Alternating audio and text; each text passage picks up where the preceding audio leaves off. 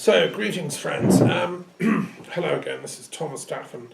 This is simply a postscript to my talk for St Patrick's Day, 17th of March.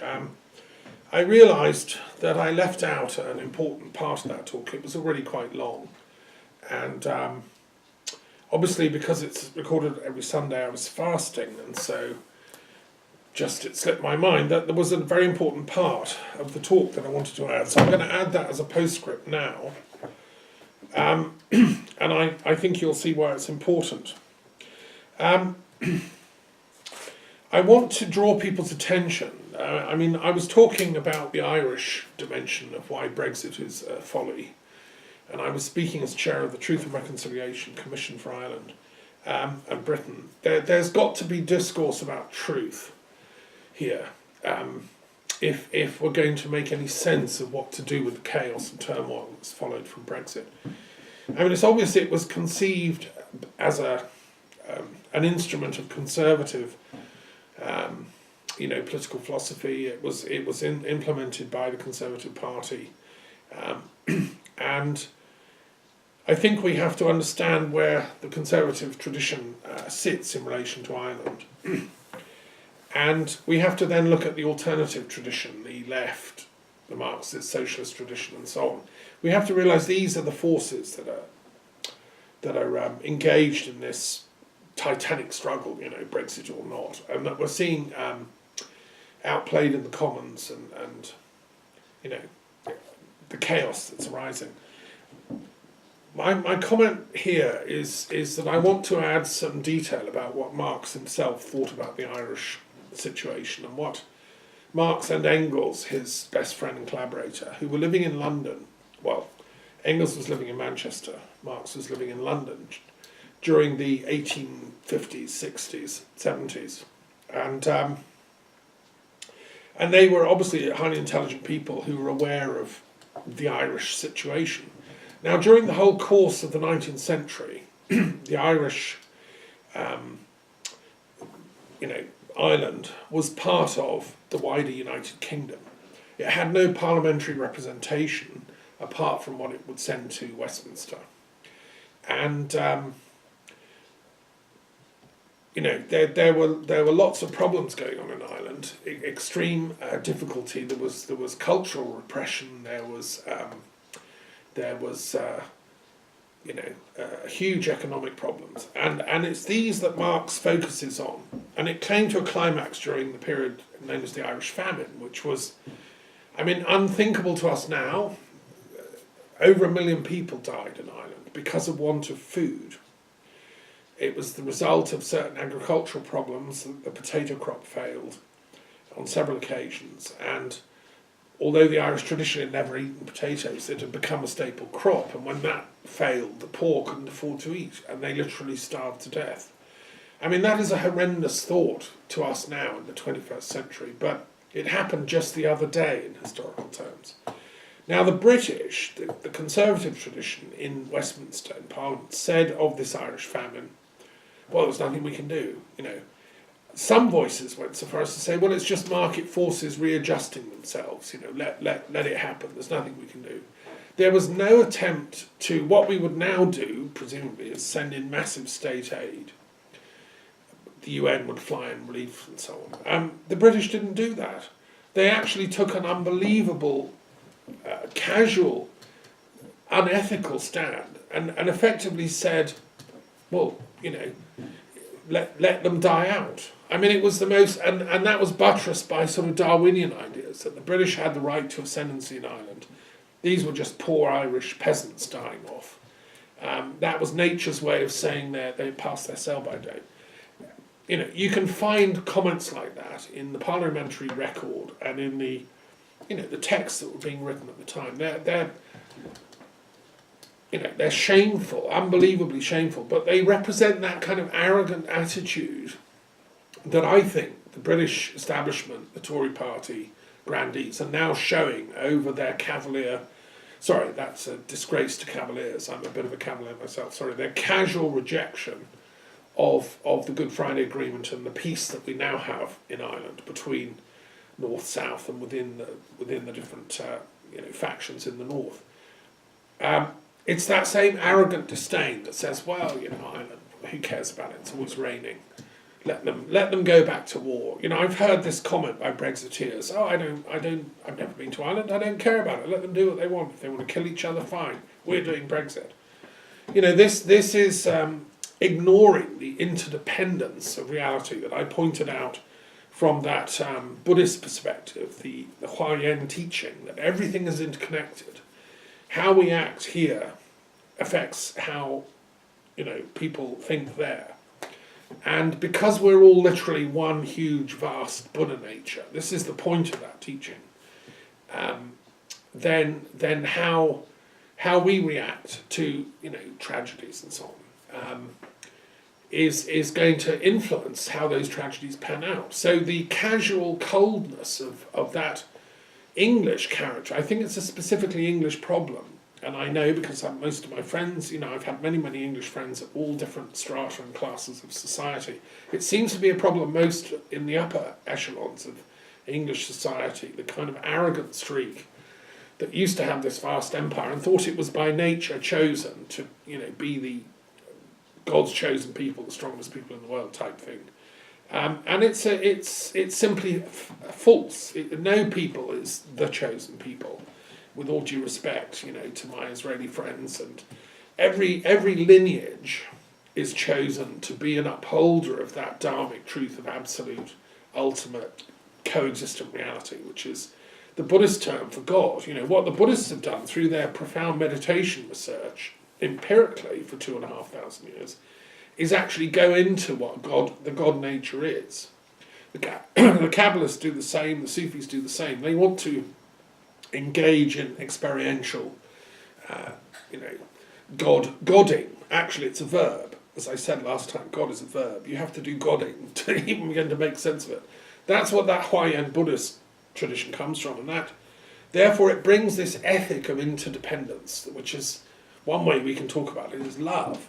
One of the ways we do godding is by loving someone, something, an idea, ourselves, and everything. Ultimately, the point is to do godding means to love everything and everybody.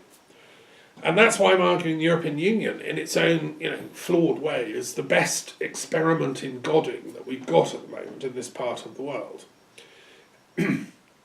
Alongside with other things like the UN and education. I mean, I'm a philosopher and a scholar, so of course every university in Europe and Britain is to me a place where godding can happen.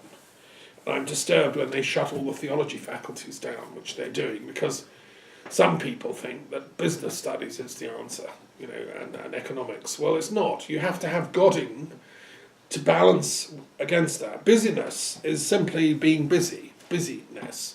Well, that's great, but we also need to be still in our lives. Stillness.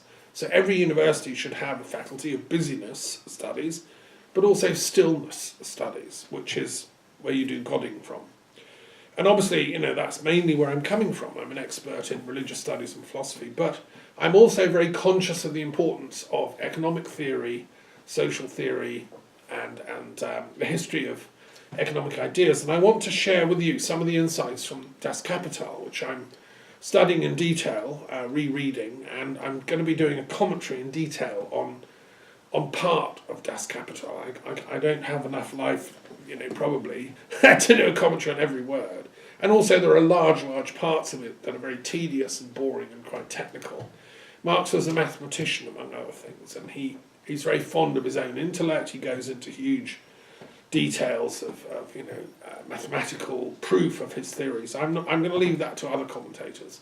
I'm interested in the human sides of Das Kapital. And I'm going to read a couple of passages and then say a bit about them, which, again, are not really taught in English schools or even universities. I don't think the reading of Das Kapital is it's a lost art, it's a dying art. My mother, obviously, was influenced by it. And interestingly, Eileen Daffern, my mother, who became a Marxist during World War II, or just before, I think it was the Spanish Civil War that did study Das Kapital in detail, and she became part of the study circles in Manchester in the 1940s during World War II. and I wish she was still alive to talk about this, and she always understood the importance of Ireland.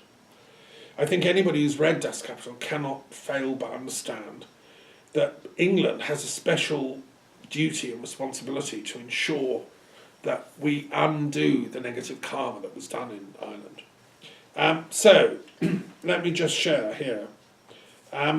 What Marx does, and he does it, quite a lot, is in between all the complex economic mathematical stuff and the philosophical Hegelian type analysis of that, he also gives some very graphic reports from factory commissioners and commissioners who were sent out by the UK Parliament to visit parts of England, Scotland, Wales and Ireland, and then make reports about the living conditions of the poor with a view to improving their situation. I mean, it's something that was interesting and important that was done in the Victorian era.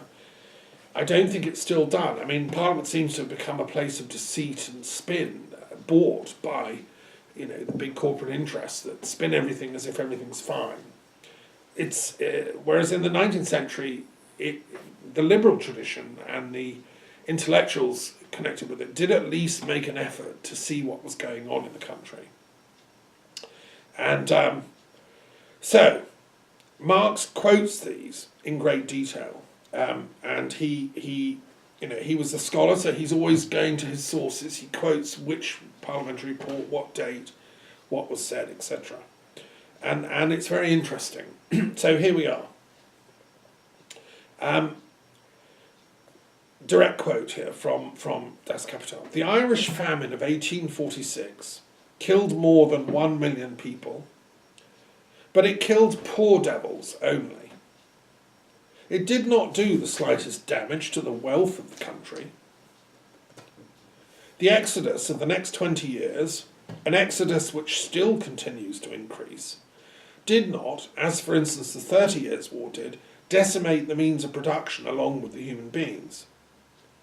The Irish genius discovered an altogether new way of spiriting a poor people thousands of miles away from the scene of its misery. The exiles transplanted to the United States, sending sums of money home every year as travelling expenses for those left behind. Every troop that emigrates one year draws another after it the next. Thus, instead of costing Ireland anything, emigration forms one of the most lucrative branches of its export trade. Finally, it is a systematic process which does not simply make a passing gap in the population, but sucks out of it every year more people than are replaced by births, so that the absolute level of the population falls year by year. What were the consequences for the Irish labourers left behind and freed from this surplus population? These. The relative surplus population is as great today as it was before 1846. Wages are just as low. The oppression of the labourers has increased. Misery is forcing the country towards a new crisis. And so on. The shocking thing that I think we should take note of from that passage is, in his analysis of the Irish famine, he points out that it affected the poor. It was the poor that died. And this class analysis of the history of the Irish famine is not really analysed, studied or commented on enough by historians. And I think this should be something that's taught and studied in English history curriculums in schools and in universities. I think we've got to get away from this notion of English history. If we're going to succeed in keeping the UK together, hopefully within Europe, we need to totally rewrite the current history curriculum and have a UK-wide history curriculum which is far, far more interesting. And it would start with the ancient Celtic civilizations and their achievements. The people of Ireland were writing heroic poetry, which came down through the bards, from the times of Homer. The oldest bardic traditions of Ireland go back as far as the age of Homer, 800 BC. The first known king of Ireland, Olaf Fadla, who was a bard druid, founded the Parliament of Tara in about 800 BC. what? Why didn't I know about that? You know, I had to find this out myself by going to Ireland and talking to druids and bards and scholars and historians. This is the reason that Yeats, and in the 19th century, the early Irish, independence movement, we can call it, realised that they were sitting on this ancient cultural heritage, which the English were just acting with their disdainful rejection from Westminster and just not caring. And it's interesting that Engels, Marx's partner in studies, his study buddy, if you want, was in love with an Irish woman in Manchester, and they lived together. I mean, Engels, and towards the end of her life, right at the end of her life, he married her, Mary Burns, and she introduced him to Irish society in Manchester. A lot of the refugees from the famine and so on had settled in Manchester and other northern cities, Liverpool and also London and Glasgow, and they'd found work in wherever they could, and they were living in very squalid conditions. And Marx goes on to comment on this. He says as follows. The official inspector, he quotes, sums up the material condition of the Irish agricultural labourers as follows. Though living with the strictest frugality, his own wages are barely sufficient to provide food for an ordinary family and pay his rent, and he depends upon other sources for the means of clothing himself, his wife and his children. The atmosphere of these cabins, combined with the other privations they are subjected to, has made this class particularly susceptible to typhus and consumption. And so on. And there are really shocking descriptions, I won't go into detail, of the Irish, both urban poor living in English cities now, and also in their own homeland, the conditions of the Irish country, rural dwellers, peasants and so on. What people don't realise about Marx and Das Kapital is that the whole thing was motivated by Marx and Engels' desire to increase thinking about alternatives to this kind of situation. What Marx said is that the reason for this is not just that people are cold-hearted and ignorant and evil, although that's part of it. It's because they've created a machinery through the financial and banking industry and capitalism that doesn't allow people to think or feel ethically, because it puts profit for the bank, for the shareholders at the head of any other consideration. And so the critique of capitalism that Marx wrote, in which the condition of the Irish was indicated, as I've said, and also there are many passages about Welsh poverty. There's a chilling passage about, quoting from parliamentary books, about going to visit the poor cottagers of West Wales, and the conditions they find are unbelievably, atrocious. And also the same in Scotland, and even in England. I mean, he quotes from poor commissioners going to Hertfordshire and places around the home counties where people are living in abject poverty, shocking conditions, and in the English cities. And so what Marx is saying, and Engels, is how do we get here? Why do we think this is okay? And how can we get out of this? So I would say that this is something else to think about on St. Patrick's Day, because my reading of the situation is that Ireland, because of peace, because of being in the European Union, the economy of Ireland has gradually blossomed and strengthened. Peoples are not living in such abject poverty because there's a safety trap, there's a safety net of social security and so on. There's a recognition of rights to life, really, and this is all guaranteed not just by the European Union's provisions, social chapter as it's called. Now, once the UK comes out of that, if it tries to whatever, my concern is that this Brexit nonsense is being pushed onto Northern Ireland, Scotland, and Wales by an English arrogance, an English, complete ignorance. The word to ignore is the verb to ignore.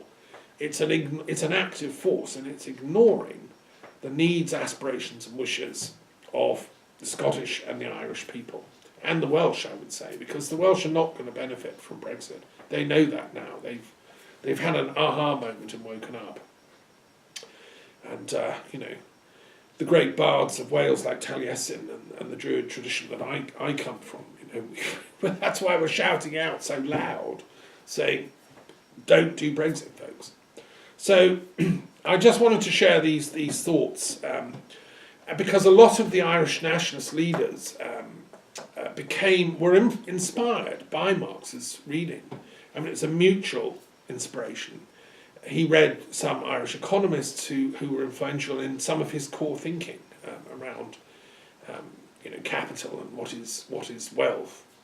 The fundamental thing, I think, is that wealth is from interaction. It's from social exchanges. This is what he talks about. It's ultimately the product of our interrelationships.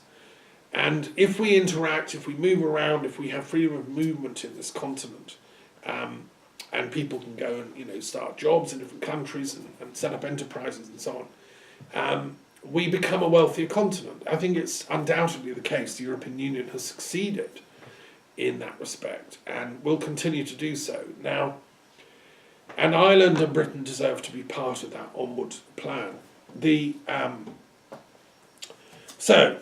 From a Marxist angle or a perspective or a socialist perspective, Brexit it's completely the opposite of common sense. It's illogical, irrational, and unethical. And even if you're going to argue, as some people do, that no Brexit, I mean, it's just the Daily Telegraph and Rees-Mogg types that say Brexit is going to make everybody wealthier. Anyone with the slightest intelligence to research it knows that it's having the opposite effect for the broad mass of the people. For a very small elite of billionaires, it will have, because they know how to manipulate disaster capitalism, they're betting on the pound crashing, the UK economy crashing, and they're trying to get in and buy up bits of the NHS and so on. Those kind of disaster capitalists are already swooping for the kill like vultures. And some of them are already in Parliament, and I would say Philip May, the Prime Minister's husband, is one of them. Rees-Mogg is definitely one of them. He's earned £7 million since the Brexit referendum, and he won't declare, where it is, what happened, how. These people are secretive in their misuse of capital, because from a Marxist perspective, that money represents the social exchange of the people that created the wealth, the workers, the inventors, the engineers, the custodians of wealth, which really belong to the collectivity. And to go back to my Huayan Buddhist approach, wealth is part of that huge Buddha nature, which we all share. And the interpenetration of absolutely everything in reality with everything else, which now quantum physics is showing to be the case, was realized experientially by these deep meditators in China and the Himalaya regions and so on, right back. And that's where that great sutra comes from, at the root of the Huayan tradition. So I think that's probably why the Chinese accepted communism, for all its sins and all the tragedies of the Maoist revolution. They'd never lost sight of that interconnectedness of all reality. Therefore, communism is a logical extension of that metaphysical fact. And some of the greatest Chinese philosophers that I've studied, contemporary, 20th century, that's what they're saying. And within that, there's a dialectical flow of energies, which fits in with the whole esoteric traditions of Western esotericism, the Kabbalah, Sufism, and Gnosticism. So what I've done as a scholar is try to link the metaphysics of this with the economics and the social analysis, and that's why I'm going to be doing my commentary on Marx, to add to my commentaries on the New Testament, the Bible, the Quran, and so on. Anyway, if St. Patrick were alive today, he would be saying, whatever you do, don't do Brexit. I mean, if it was Patrick's choice, he'd cancel it and tear it up, because look, he was a Welshman who came from Scotland, who went to Ireland, who went to France. He was an internationalist. He was a European, right? And yeah, long may his memory last, and may his bones be probably in Armagh, which I visited. May they be at peace. By tradition, he's buried in Armagh. So, shalom and agape, and yes, it doesn't make any sense to me that the Labour Party, which is supposed to be the Socialist Party of Britain, is equivocating on Brexit, and its leader is sort of equivocating. No, it from anyone who's studied socialism at all and has any realisation that actually this is quite a good idea, should be 100% against Brexit. There is no argument whatsoever for economic nationalism. This is a fantasy dreamed up by Steve Bannon and Trump, and it's moves in the direction of National Socialism. That's the thinking behind Hitler's economic proposal, which is you bolster the economy of the individual nation, and even there within certain selected racial groups within the nation, you put the Jews to work in factories making whatever, and you work them to death, and other unmentionables like Slavs, and it's all done in the name of the Greater Germany. Well, that's not the path to go down, my friends. That's a perversion of socialism, and if a few Brexiteering socialist types fell for that, they need to come back from the brink and like an Italian job, get this side of the truck as it's poised and not go over. And realise that socialism is an international project. It's a project of wisdom, a project of enlightenment, and all the great Marxist thinkers and scholars have known that, including himself, who was a European philosopher from a minority Jewish background, but part of the wonderful history of Europe, which has a whole tradition of these great Jewish savills going back through his own ancestry, through many rabbis, to my favourite Rashi and many others, and the great Kabbalists of Spain, Moses, who gave us the Zohar, Moses de Leon. Anyway, let's let the intellectuals of Europe study the works of Marx and realise, hang on, Brexit is a nightmare. We reject it. Okay, thank you.